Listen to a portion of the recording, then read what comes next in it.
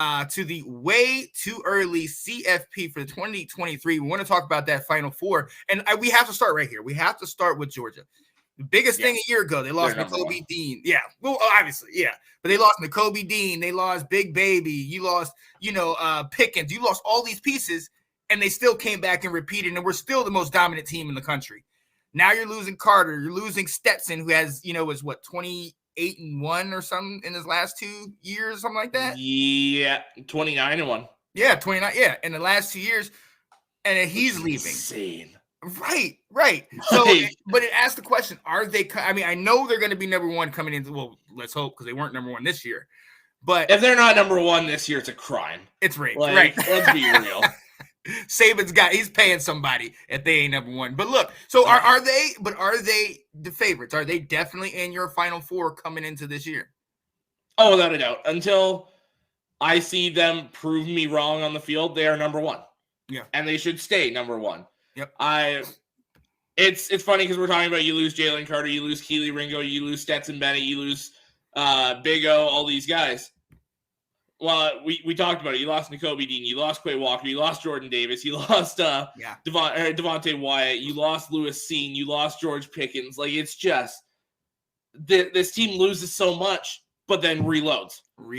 Right. Now the big question is, can Carson Beck do what Stetson Bennett's been doing? Don't take over these games.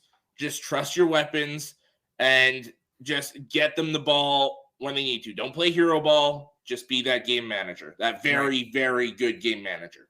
Right, and that's something that I think, talking about the draft and going to Stetson, he needs a team like that that's already established, where he would be able to come in and just take the reins and not do too much, but do just enough. A lot of people, I don't know if they understand that with at Georgia, he didn't have to do too much. Now, his legs and his ability to be mobile and hit the right guys was paramount, and that actually that's what's moving him up, in my opinion.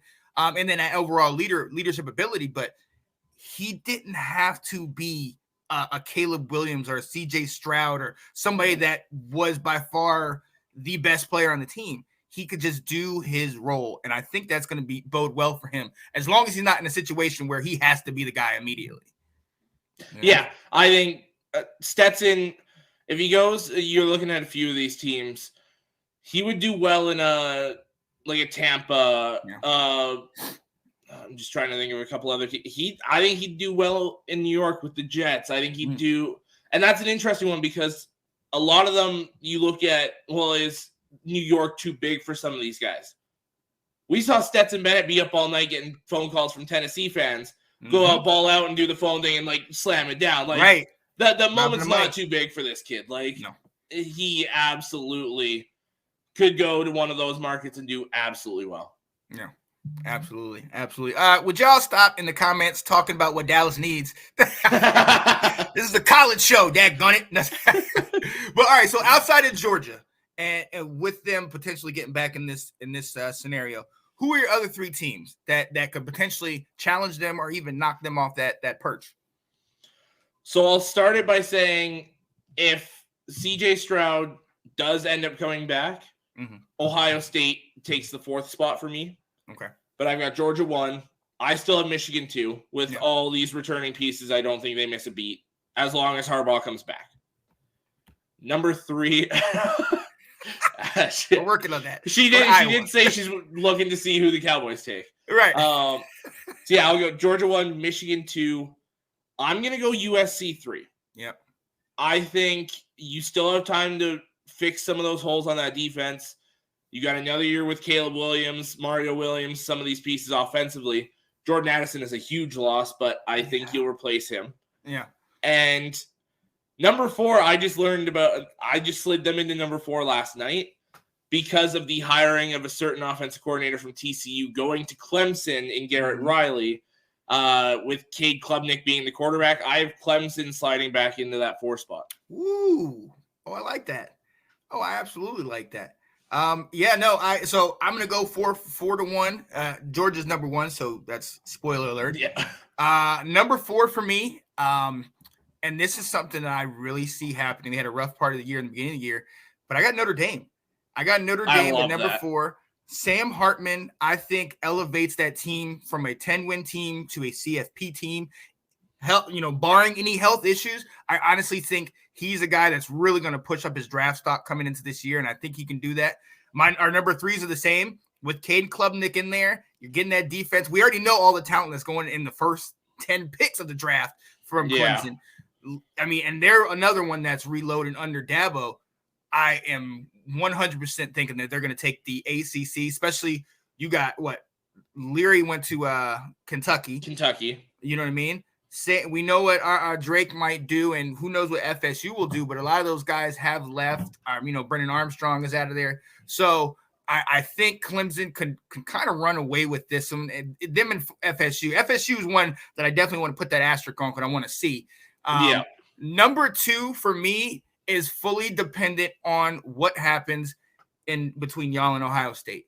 If Harbaugh comes back, if Corum comes back, you get McCarthy another year. I think y'all get a three-peat over Ohio State, and y'all are back in that number 2 spot.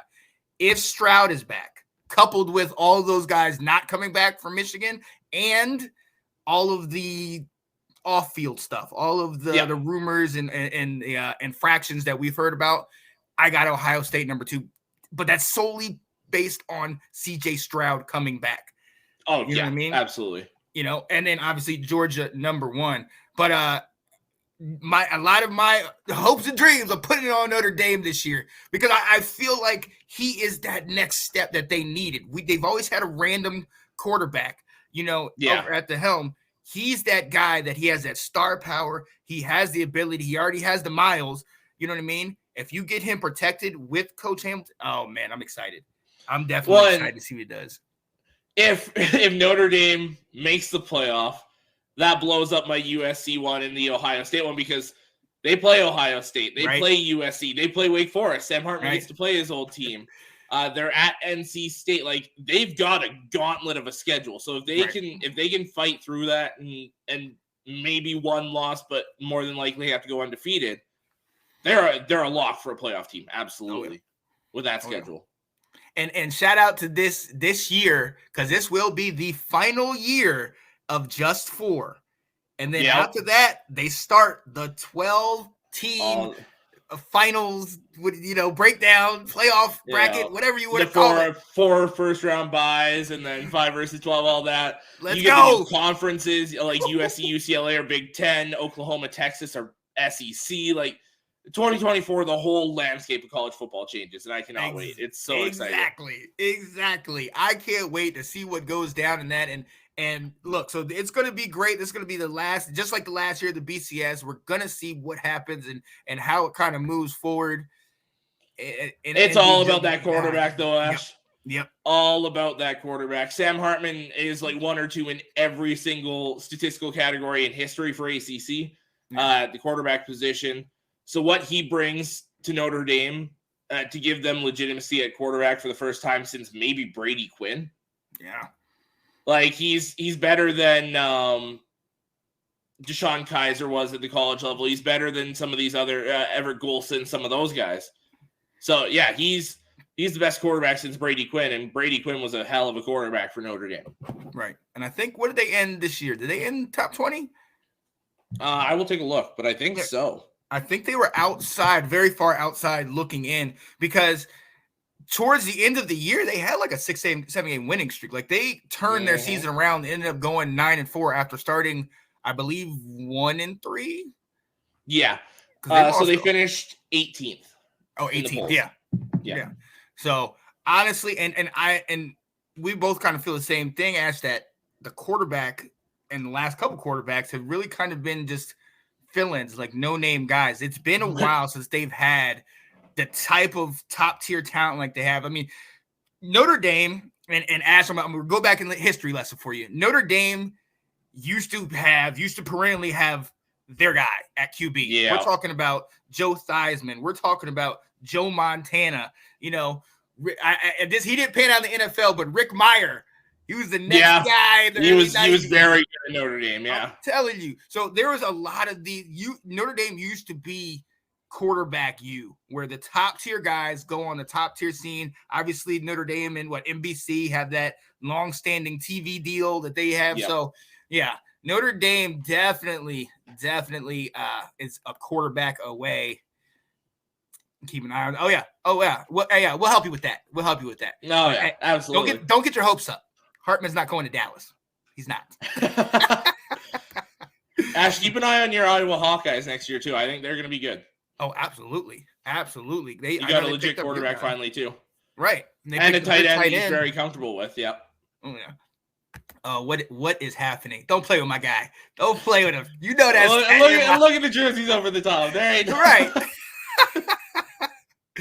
Oh man. Yeah, buddy. So that's our way too early CFP for 2023. Let's see what you guys have coming. Does Iowa shock the world and get in the CFP? Does that make you crazy? Let's go. Oh, that would be interesting. Yeah, that Big Ten West is gonna be a lot of fun. Oh yeah. Oh man. Oh, and I can't wait till next year once you get everybody in there. You got Ohio State and Michigan, all of them, Penn State, those guys, and then you bring the UCLAs. Then you bring the USCs, right? I think that's why Dante Moore flipped to UCLA from Oregon. Honestly, is the fact that he gets to play closer to home. You get to play games in Ann Arbor and East Lansing and Columbus, and I think that was a huge selling point for him when he switched. Oh yeah. Absolutely. And I love that. Every time we score, I look up as if it was a defensive touchdown because I know our offense can't score. Look, Petra's gone. All right. I'm sorry you had to live through Petra at quarterback, but he's gone, Ash. It just sucks that Sam Laporta's gone too. Oh, yeah. Ooh. Well, there goes that hope. Sorry about that, Ash. Let's get it. Oh, yeah. We shall see what Cade does with their O-line. OC, not convinced yet. It's interesting. Very, very. I'm expecting a good year. I'm the opposite of Kate. Oh, yeah. I think Iowa back to that 8, 9, 10 win team again. Whew, I like it. I like Iowa when they're dominant. Me too. It's hard to watch because obviously we know they're heavy run, solid defense, great special teams, but I still like it. I still like it. Thanks for watching. If you like that clip, be sure to check out the other great content from the Let's Talk Football community. And as always, please like, subscribe, and hit that notification bell so you'll be notified when more great content like this becomes available.